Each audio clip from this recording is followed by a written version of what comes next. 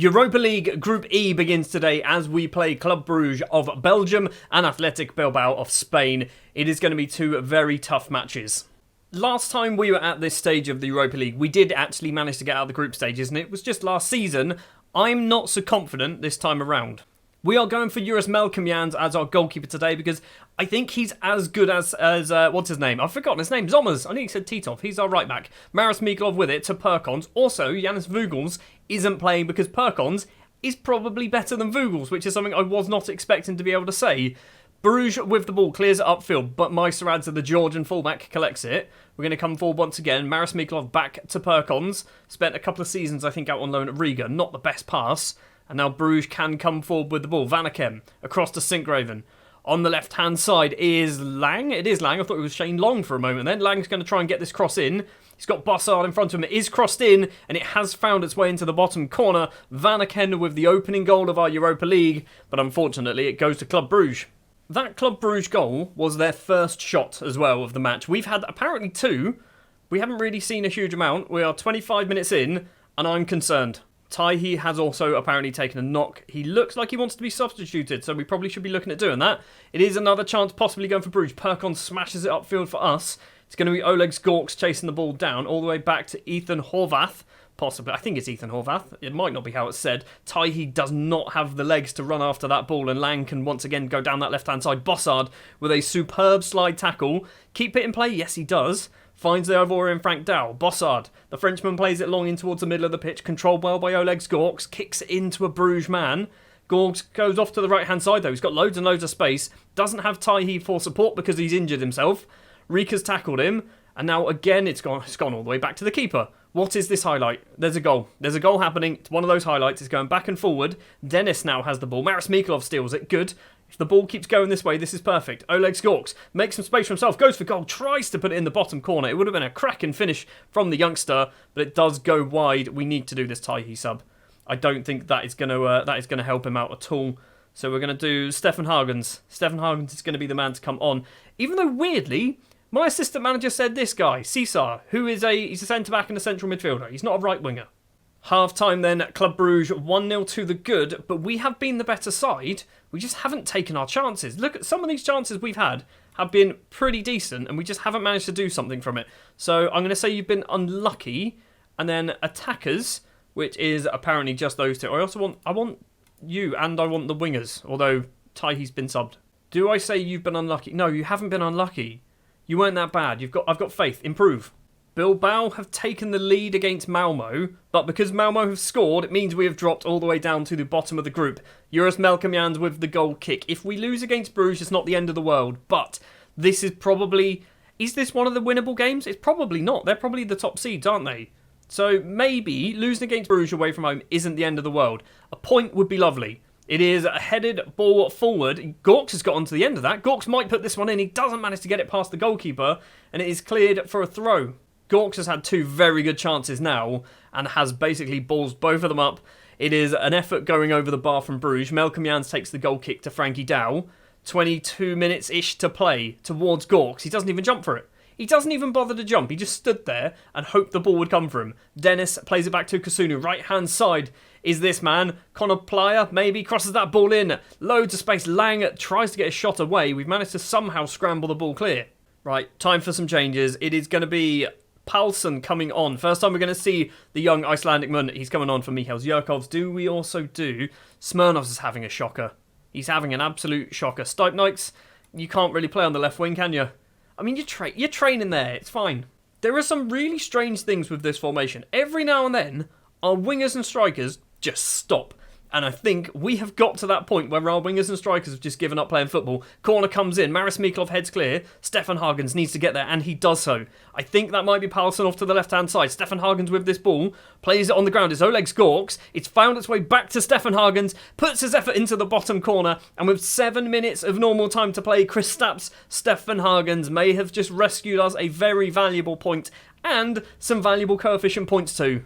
We got so lucky with that. So lucky with that chance. We've got 5 minutes of injury time. Maris Miklov looks like he's taken a bit of a knock as well. If it finishes this way and it finishes that way as well, wherever they're playing in Bilbao possibly, we are going to be in second place in the group We should have won that game. An XG of 2.0, we're not taking our chances.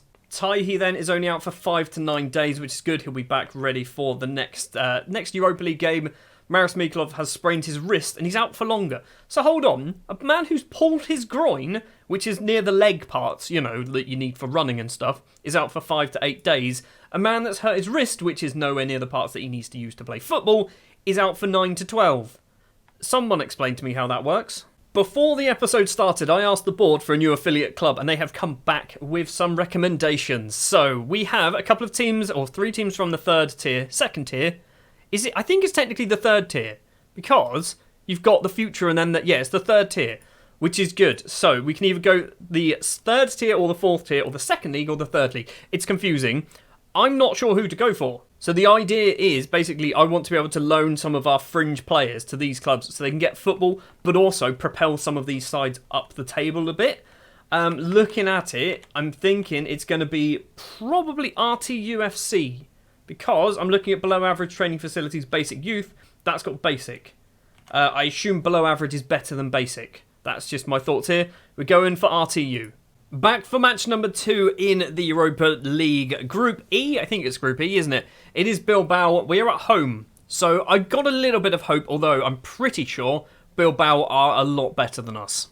We are also playing the 4-2-3-1 formation for this one because, as I mentioned in the last match, the 4-2-4, our strikers and wingers have stopped performing, so we've basically dropped one of them back to be an attacking midfielder, which is going to be Maris Mikulov. Club Brugge have taken the lead against Malmo, and currently in Latvia, nothing at all has happened.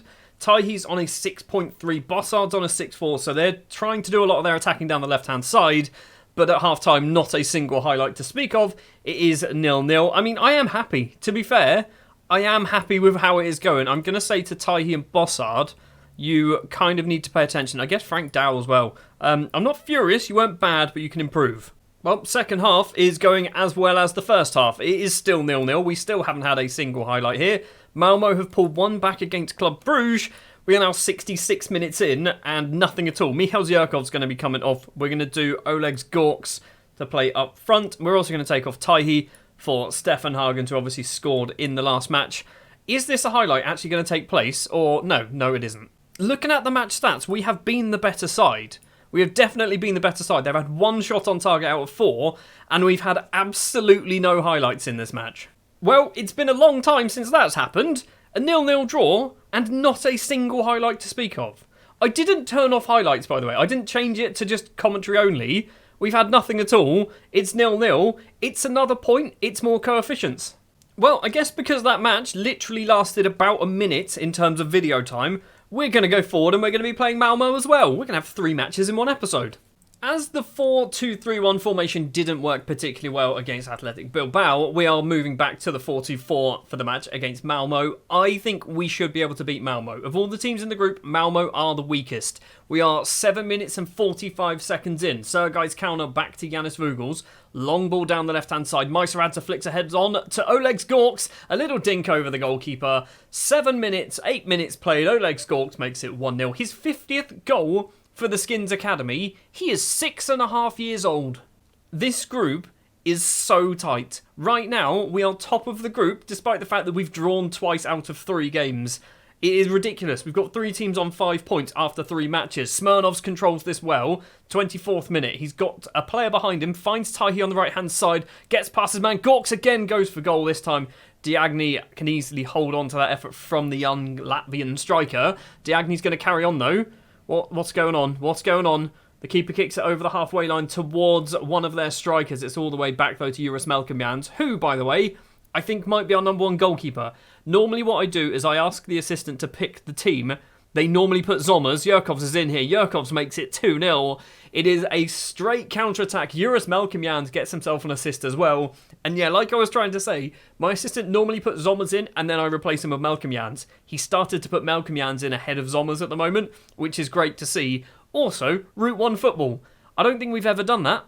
I think this has to be a match where we're looking at goal difference as well. Obviously, we are undefeated in the group, but if we can keep this up, maybe put 4 or 5 past Malmo. Malmo have caused problems for other teams, but they've still lost every game they've played. Taihi's gone for goal, and an absolute rocket from the Ivorian winger makes it 3 before the half-hour mark. Bilbao have taken the lead as well against Club Brugge, which doesn't mean a huge amount. We are still in the top 2 positions, which is where we need to be to get through to the next round.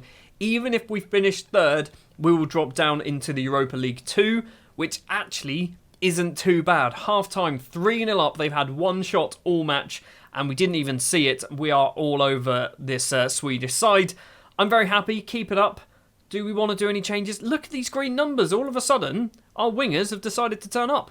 Gorks with a corner for us towards Vogels at the front, and Yanis Vogels makes it 4-0 with the first effort of the second half. About 8 minutes in, we are dominating, absolutely dominating Malmo. I'm now looking at substitutions that we can do. I don't know who's on the bench. Who have we got? Anyone interesting? We could do Paulsen. I think we can bring Paulsen on maybe for possibly Yurkovs. Gorks is obviously playing really well. So is Yurkovs, but I think Yurkovs is starting to decline because he's getting on a bit. Taihi plays that ball through. Oleg Gorks is in. Gorks hits the post. He could have got his second of the game. With that as well, we are going to do this change. Stefan Ingi Paulsen, who has been playing for the Icelandic national side now, the proper one as well, not the under-21s. We're also going to do Smirnovs for Stipnikes, who I need to double check. Is Stipnikes actually training to be a left winger? He's training to be a striker. Maybe. Well, we'll do that. It's fine. We're 4-0 up. I think as well for maybe the final 10 minutes, we will do our one final change, which is going to be bringing on Caesar as a central defender. Nothing's happened since the substitutions. Frankie Dowell's coming off. Adam Caesar is going to be coming on. I need him to be playing first team football as a centre-back, because right now he's mainly a central midfielder, and I don't think that's his ideal position. Taihi with a free kick right near the end. Abdul Samad heads the ball across goal. The goalkeeper, for some reason, did a ridiculous dive. I don't know why he did that. The ball was about 15 metres away from him. Once again, I think this was another very quick match, but at least we had some highlights and we had some goals. 4-0 in Latvia against Malmo. 3 more games left of the group to play, but we've managed to go undefeated for the first half. So, Group E then looks interesting, I think is the best way to put it. We are currently second, 1 win, 2 draws, 0 defeats. Bilbao top with 2 wins and a draw to their name. Because we've drawn with Bilbao and Bruges, it's closed the entire group up ridiculously close. We are obviously going to have to play the same 3 teams again, which we might do all 3 in the next episode. No, we won't. I'm going to play Malmo off camera. We've got Malmo next. We'll come back for the next episode, which will be Bilbao and Bruges once again, which will decide who is going to finish top and who is going to finish second and third. Let's take a look quickly at coefficients.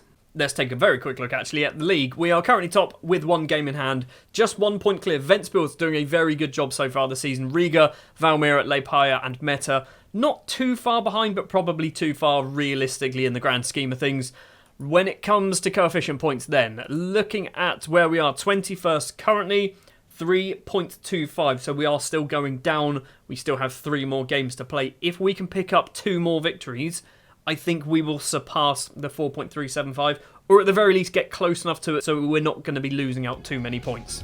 That is going to do it for this episode. Next episode, as I mentioned, will be Club Brugge, and it will be Bilbao, taking us all the way up to the 9th of December. I'm going to play the Malmo match off camera. Obviously, all of these league games are off camera because we don't care about the league until it gets near the end. Thanks for watching. Like, subscribe, comment, all that fun, fancy YouTubey stuff, and I'll see you in the next one.